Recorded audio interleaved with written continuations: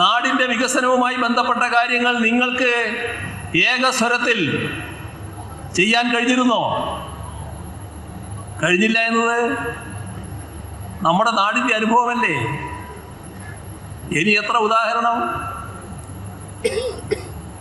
ഓർമ്മയില്ലേ? ഇപ്പോൾ national highway നോക്കൂ, കാസർഗോഡ് മുതൽ ഇങ്ങോട്ട് തിരുവനന്തപുരം വരെ എടുത്താൽ ആ നാഷണൽ ഹൈവേയിലൂടെ സഞ്ചരിക്കുന്ന ഏതൊരാളുടെയും മനസ്സിനൊരു വലിയ കുളിർമ അനുഭവപ്പെടുക. കാരണം ചിലയിടത്ത് റോഡുകൾ പൂർത്തിയായി കഴിഞ്ഞു, അവിടെ എത്തുമ്പോൾ വളരെ നല്ല സ്പീഡിൽ പോകാൻ കഴിയുന്നു, അപ്പുറത്തെത്തുമ്പോൾ പണി നടക്കുന്നു, അതിൻ്റെതായ ചെറിയ ബുദ്ധിമുട്ടുണ്ടാവും. എന്നാലും കുറച്ചാഴ്ചകൾ മാസങ്ങൾ കഴിയുമ്പോൾ ഈ റോഡിലൂടെയും നേരത്തെയുള്ള റോഡിലേക്ക് കൂടി പോയതുപോലെയാണല്ലോ സഞ്ചരിക്കുക എന്ന മനസ്സിൻ്റെ കുളിർമ അനുഭവിച്ചുകൊണ്ടാണ് ആളുകൾ ആ വഴിക്ക് സഞ്ചരിക്കുന്നത്. ഇതല്ലേ വസ്തുത? ഇത് LDF സർക്കാരല്ലായിരുന്നുവെങ്കിൽ സാധിക്കുമോ? അതാണ് നാം ചിന്തിക്കേണ്ട ഒരു കാര്യം. നാടിനാണ് പ്രാമുഖ്യം കൊടുക്കേണ്ടത്, തങ്ങളുടെ ഏതെങ്കിലും ഭാഗത്തിനല്ല. അത് നമ്മുടെ നാടിൻ്റെ താല്പര്യം ഉയർത്തിപ്പിടിക്കുന്നവരെ ജനങ്ങളും കൃത്യമായി മനസ്സിലാക്കും. ഇവിടെ ഗെയിൽ പൈപ്പ് ലൈനും ഇതുപോലെ തന്നെയാണ്. ഗെയിൽ പൈപ്പ് ലൈൻ നമ്മളോടൊപ്പം തുടങ്ങാൻ പുറപ്പെട്ടവര് അവരെല്ലാം പൂർത്തിയാക്കി. എപ്പോൾ? 2011-16 കാലമാണ് ഞാൻ പറയുന്നത്. പൂർത്തിയാക്കി വാതകം അതിലൂടെ പോക്ക് തുടങ്ങി. നമ്മളെവിടെ എത്തിയില്ല. നമ്മൾ തുടക്കം കുറിച്ചു, പിന്നെ ഒരിഞ്ച് മുന്നോട്ട് പോയില്ല. എന്തേ കാര്യം? ആളുകളുടെ എതിർപ്പ് എന്നാണ് പറഞ്ഞത്. അവിടെ നിന്നു. ഇപ്പോഴോ 2016 LDF സർക്കാർ അധികാരത്തിൽ വന്നു. ആളുകൾ ഞങ്ങളോട് ചോദിച്ചു, നിങ്ങൾക്ക് സാധിക്കുമോ? സാധിക്കുമോ എന്നത് ഒരു വെല്ലുവിളിയായി എടുക്കേണ്ട പ്രശ്നമില്ല. ഞങ്ങൾ ആത്മവിശ്വാസത്തോടെ പറഞ്ഞു, സാധിക്കും, നമുക്ക് അത് പ്രവൃത്തിപഥത്തിൽ എത്തിച്ചുകൊണ്ട് കാണാം എന്നും പറഞ്ഞു. അതെത്തി. ഇപ്പോൾ ഗ്യാസ് സുഗമമായി അതിലൂടെ പോകുന്നു. മാത്രമല്ല, അവിടെ നമ്മുടെ കേരളത്തിലെ പല അടുക്കളകളിലും ഇപ്പോൾ ആ ഗ്യാസ് പാചകവാതകമായി എത്തുന്നു. എല്ലായിടെയും എത്തിയിട്ടില്ല, എന്നാലും കുറേ അടുക്കളകൾ എത്തിക്കഴിഞ്ഞു. അത് വ്യാപകമാകാൻ പോകുന്നു. കാരണം പാചകവാതകവും ഇതുമായി താരതമ്യപ്പെടുത്തിയാൽ ഇതിന് വിലക്കുറവാണ്. വലിയ തോതിൽ വ്യാപിക്കാൻ പോവുകയാണ്. ഇതാണ് UDFും LDFും തമ്മിലുള്ള വ്യത്യാസം. ഒന്ന് സങ്കല്പിച്ച് നോക്കൂ, 2016 LDF അല്ല അധികാരത്തിൽ വന്നത്, UDF തന്നെ തുടരുന്നു. എന്തൊരു തകർച്ചയായിരിക്കും നാട്ടിന്! ഏത് രീതിയിലുള്ള തകർച്ചയായിരിക്കും! കടുത്ത നിരാശയിലായിരുന്നില്ലേ ആളുകൾ? ഇപ്പോൾ കോവളത്തുനിന്ന് പുറപ്പെട്ട് ബേക്കലിലെത്തുന്ന ദേശീയ ജലപാത, ആ ജലപാത അതിവേഗതയിൽ പൂർത്തിയായിക്കൊണ്ടിരിക്കുകയാണ്. വടകരക്കപ്പുറം, കണ്ണൂർ, കാസർഗോഡ് ആ ഭാഗത്തൊക്കെ ചില സ്ഥലങ്ങൾ തന്നെ എടുത്ത് പുതിയ കനാൽ വേണ്ടതുണ്ട്. അതിന് കുറച്ച് താമസം വന്നേക്കാം. പക്ഷേ ഇങ്ങേ ഭാഗം ഏറെക്കുറെ ചേറ്റുവ വരെ, കോവളം മുതൽ ചേറ്റുവ വരെ ആ ജലപാത ഏതാനും കാലം കൊണ്ട് പൂർത്തിയാക്കാനാവും, ഏതാനും മാസം കൊണ്ട് പൂർത്തിയാക്കാനാവും. അപ്പോൾ കോവളം വരെയായാലോ ബേക്കൽ വരെയായാലോ അത് നാടിൻ്റെ മുഖച്ഛായ അങ്ങ് മാറ്റും. ഇത് UDF-ന് ചിന്തിക്കാൻ കഴിയുന്ന കാര്യമാണോ? നമ്മുടെ മലയോര ഹൈവേ പ്രവർത്തനം നടക്കുകയാണല്ലോ. തീരദേശ ഹൈവേ പ്രവർത്തനം നടക്കുകയാണല്ലോ. രണ്ടിനും കൂടി 10,000 കോടി രൂപയാണ് വേണ്ടത്. ആ 10,000 കോടി രൂപ സംസ്ഥാന സർക്കാരാണ് കണ്ടെത്തിയിരിക്കുന്നത് കിഫ്ബി മുഖേന. അതെല്ലാം പൂർത്തിയാകുമ്പോൾ സ്ഥിതി നോക്കൂ. നാടിൻ്റെ യാത്രാ സൗകര്യം വർദ്ധിക്കണ്ടേ? നാടിൻ്റെ വികസനത്തിന് ഏറ്റവും പ്രധാനമല്ലേ? വിവിധ മേഖലകൾ വികസിച്ചു വരുന്നതിന് യാത്രാ സൗകര്യം കൂടണമല്ലോ. അതിൻ്റെ ഭാഗമായല്ലേ ഓരോ മേഖലയിലും യാത്രാ സൗകര്യം വർദ്ധിപ്പിക്കാൻ നടപടിയെടുക്കുന്നത്.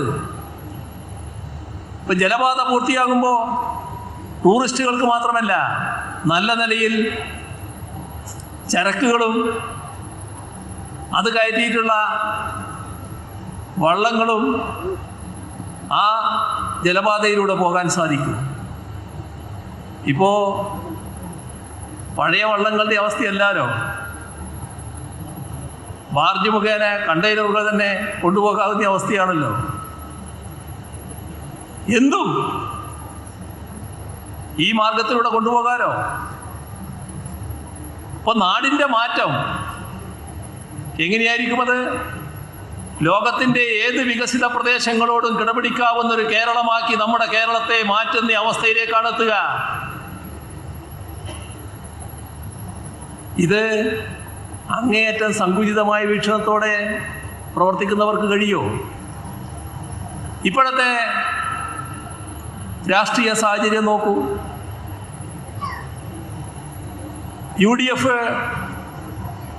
UDF ആയിട്ടാണോ പ്രവർത്തിക്കുന്നത്? UDF-ൻ്റെതായ തീരുമാനങ്ങൾ സ്വതന്ത്രമായിട്ട് എടുക്കാൻ കഴിയുന്ന നിലയുന്നുണ്ടോ? UDF-ന് പുറത്തുള്ള ശക്തികളെ തൃപ്തിപ്പെടുത്തിക്കൊണ്ട് മാത്രമേ അവർക്ക് മുന്നോട്ട് പോകാനാവൂ. ആ പുറത്തുള്ള ശക്തികളിൽ ഒന്ന് ജമാഅത്തെ ഇസ്ലാമിയാണ്, മറ്റൊന്ന് SDPI ആണ്. UDF ഒരു മുന്നണി എന്ന നിലക്ക് ആ മുന്നണിയുമായി ബന്ധപ്പെട്ട പ്രശ്നങ്ങൾ വരുമ്പോൾ മുന്നണിയിലൊരു പാർട്ടി എന്ന നിലക്ക് ഇന്ത്യൻ യൂണിയൻ മുസ്ലിം ലീഗ് ചില അഭിപ്രായങ്ങൾ പറയലും അത് കോൺഗ്രസ് അടക്കമുള്ള മറ്റു പാർട്ടികൾ അംഗീകരിച്ചു കൊടുക്കലും ഒക്കെ നടക്കുന്നത് നമ്മൾ നേരത്തെ കണ്ടിട്ടുണ്ട്. അതൊക്കെ ഒരു മുന്നണിക്കകത്ത് ചിലപ്പോൾ സ്വാഭാവികമായി നടന്നു വരും. ഇനി അങ്ങോട്ട് എന്താ വരാൻ പോകുന്നത്? ഇത് മാത്രമല്ല, മുന്നണിയിലെ പാർട്ടിയുടെ അഭിപ്രായമല്ല, മുന്നണിക്ക് പുറത്തുള്ളവരുടെ താല്പര്യം കൂടി സംരക്ഷിച്ചുകൊണ്ട് അഭിപ്രായം വരും. കാരണം ഇന്ത്യൻ യൂണിയൻ മുസ്ലിം ലീഗ് എന്ന് പറയുന്നത് മെല്ലെ മെല്ലെ ജമാഅത്തെ ഇസ്ലാമിക്കും SDPI-ക്കും കീഴ്പ്പെട്ടു പോവുകയാണ്. ജമാഅത്തെ ഇസ്ലാമിയും SDPI-യും എന്ന് പറഞ്ഞാൽ എന്താണ്?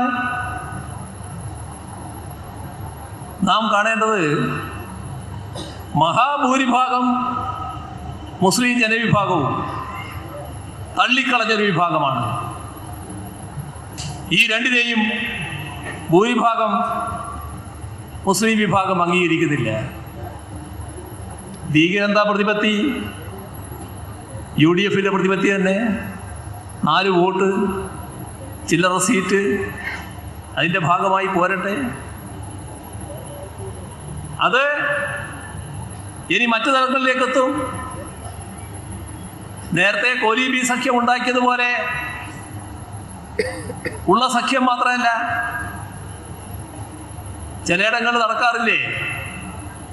മത്സരിച്ചോളൂ, ഞങ്ങളുടെ ചിഹ്നം, ഞങ്ങളുടെ സ്ഥാനാർത്ഥി, എന്നാൽ നിങ്ങൾ ആ നിലയിലേക്ക് കാര്യങ്ങൾ എത്തിയെന്ന് വരും. കാരണം അത്രമാത്രം ലീഗ് കാര്യങ്ങളിൽ പിടിമുറുക്കാൻ കഴിയുന്ന അവസ്ഥയിലേക്ക് ജമാഅത്തെ ഇസ്ലാമിയും SDPI-യും എത്തിയിരിക്കുന്നു. നമ്മൾ കണ്ടില്ലേ, പാലക്കാട് അസംബ്ലി നിയോജക മണ്ഡലത്തിൽ വലിയ രാഷ്ട്രീയ പോരാട്ടമല്ലേ നടന്നത്? കഴിഞ്ഞ നിയമസഭാ തെരഞ്ഞെടുപ്പിൽ ഞങ്ങൾ 3-ാം സ്ഥാനത്തായ മണ്ഡലമാണ്. ആ തെരഞ്ഞെടുപ്പിൽ കോൺഗ്രസ് വിജയിക്കുന്ന രാഷ്ട്രീയമുള്ള കാര്യമൊന്നും ആയിരുന്നില്ല. കോൺഗ്രസ് ജയിച്ചു വന്നു. ആ കോൺഗ്രസിന്റെ ജയം ആദ്യം ആഘോഷിച്ചതാര്?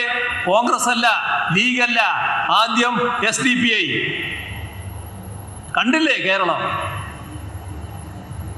അവരല്ലേ ആദ്യം ആഹ്ലാദം പ്രകടിപ്പിച്ചത്. ആ നിലയിലേക്ക് കാര്യങ്ങൾ എത്തിയിരിക്കുന്നു.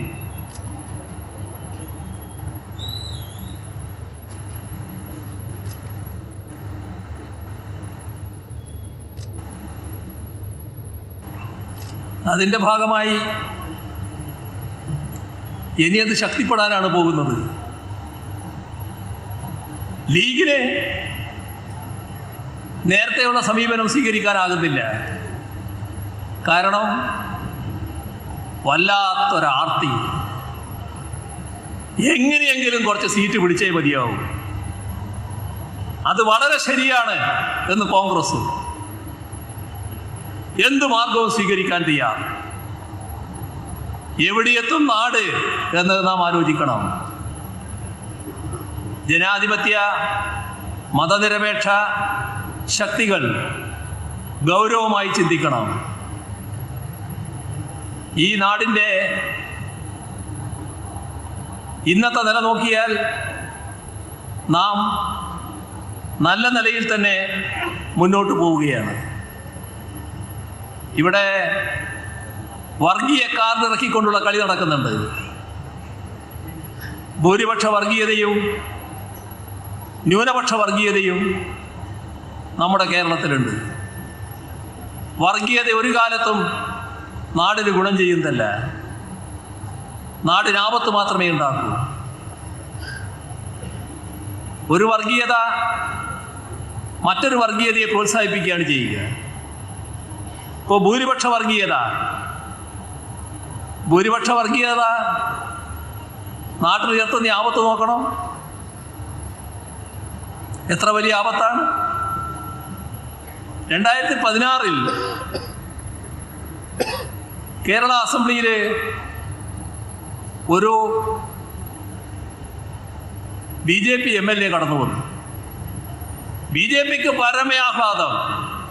ഞങ്ങൾ അക്കൗണ്ട് തുറന്നു കേരള നിയമസഭയിൽ. എവിടുന്നാ വന്നത്? നേമത്ത് നിന്ന്. അവർക്ക് ആഹ്ലാദിക്കാൻ വകയുണ്ട്. പക്ഷെ എങ്ങനെയാ ആ അക്കൗണ്ട് തുറന്നത്? അവിടുത്തെ വോട്ടിംഗ് നില നോക്കിയാൽ കോൺഗ്രസിൻ്റെ വോട്ട് കാണാനേ ഇല്ല നേമത്തെ. എന്തേ സംഭവിച്ചത്? അപ്പുറത്തൊരു സീറ്റിൽ ഒരു കോൺഗ്രസ് നേതാവ് മത്സരിക്കുന്നു. അദ്ദേഹത്തിന് ജയിച്ചു വരാൻ ചെറിയൊരു നീക്കുപോക്ക്. അതിൻ്റെ ഫലം BJP നേതാവ് നിയമസഭയിൽ. 2021 നിയമസഭാ തെരഞ്ഞെടുപ്പ് ഞങ്ങൾ ആ നിയമത്ത് വെച്ച് തന്നെ പ്രഖ്യാപിച്ചു, ഇവിടെ BJPയുടെ അക്കൗണ്ട് ഞങ്ങൾ പൂട്ടിക്കും. പൂട്ടിയില്ലേ? പൂട്ടി. സഖാവ് ശിവൻകുട്ടി അവിടുന്ന് വന്നു. ഇപ്പോൾ കേരള മന്ത്രിസഭയിൽ പൊതുവിദ്യാഭ്യാസ മന്ത്രി ആയി പ്രവർത്തിക്കുന്നു. എന്നാൽ ലോക്സഭാ തെരഞ്ഞെടുപ്പ് വന്നപ്പോൾ വീണ്ടും BJPക്ക് ആഹ്ലാദം. തൃശ്ശൂരിൽ ജയിച്ചു വന്നിരിക്കുന്നു. എങ്ങനെ ജയിച്ചു? അവിടെ വോട്ട് പരിശോധിക്കുമ്പോൾ കോൺഗ്രസിൻ്റെ 80,000-ൽ പരം വോട്ട് കാണാനില്ല. 2019 കിട്ടിയ വോട്ടിൽ 80,000-ൽ പരം വോട്ട് കാണാനില്ല. ഞങ്ങളവിടെ പരാജയപ്പെട്ടു. പക്ഷേ 16,000-ൽ പരം വോട്ട് ഞങ്ങൾ കൂടുതൽ നേടി 2019 അപേക്ഷിച്ച്.